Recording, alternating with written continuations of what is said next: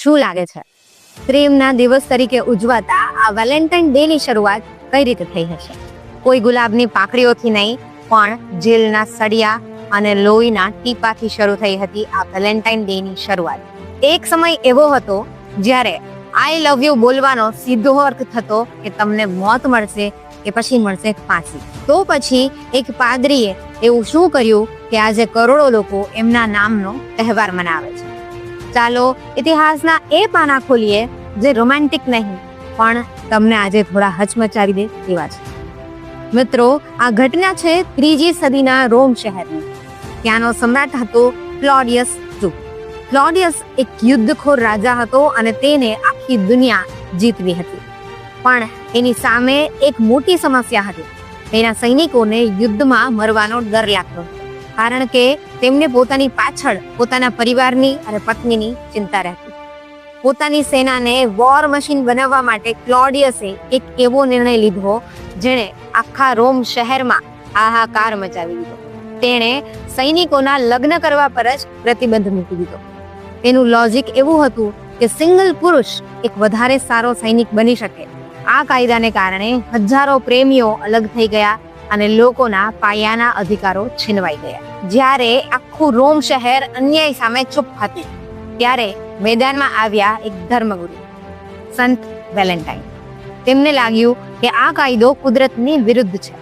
તેમણે રાજાથી ડર્યા વગર છુપી રીતે સૈનિકોના લગ્ન કરાવવાનું શરૂ કર્યું. તેઓ રાત્રિના અંધારામાં, જંગલોમાં કે ભોંયરામાં મીણબત્તી લઈ અને ઓછા પ્રકાશમાં યુગલોને મળાવતા અને લગ્ન કરાવતા.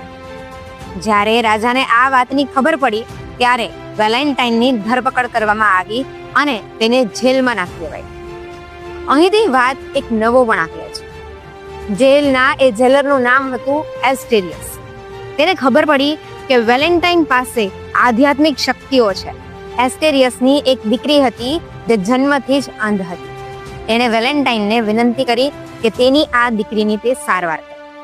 જેલના સળિયા પાછળ વેલેન્ટાઇન તે છોકરીને દુનિયા વિશે, ઇતિહાસ વિશે અને ઈશ્વર વિશે કલાકો સુધી વાત કરતા અને તેઓની વચ્ચે એક ગજબનું આધ્યાત્મિક બોન્ડિંગ, સ્પિરિચ્યુઅલ બોન્ડ બંધાયું.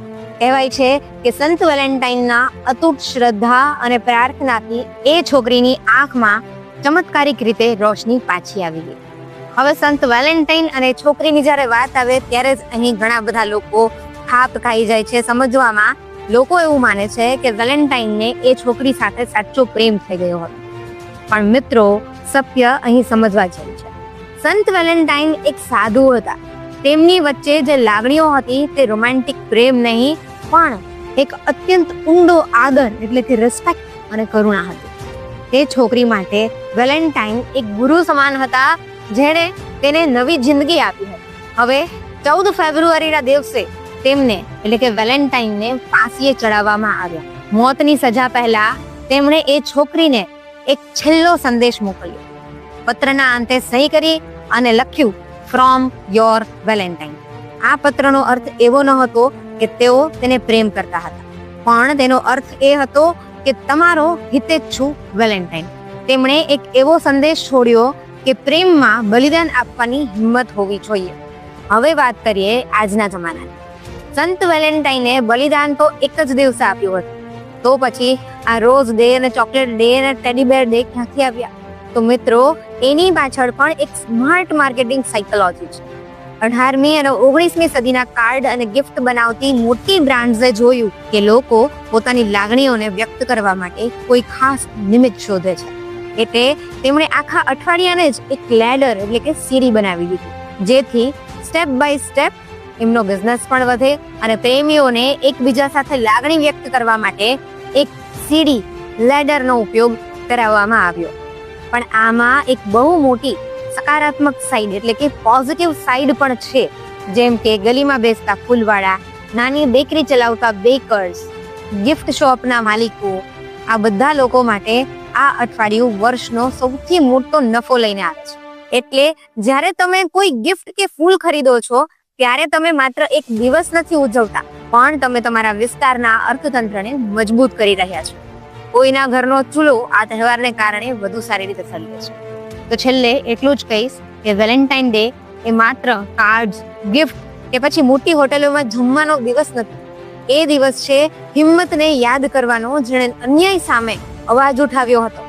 પ્રેમ એટલે કે માત્ર આઈ લવ યુ બોલવું નહીં, પણ એકબીજાને આદર કરવો અને જરૂર પડે ત્યારે તેની સાથે ઊભા રહે. તમને શું લાગે છે મિત્રો, શું આપણે પ્રેમને ગિફ્ટ્સના માધ્યમથી માપવો જોઈએ? તમારી રાય અમને કમેન્ટ્સમાં ચોક્કસથી જણાવજો. અને જો તમને આજનો વિડીયો ગમ્યો હોય તો ટોક જંકશનને લાઈક અને શેર કરવાનું ભૂલતા નહીં. મળીએ છીએ આવતા નવા વિડીયોમાં. ત્યાં સુધી જય હિન્દ. Happy Valentine's day.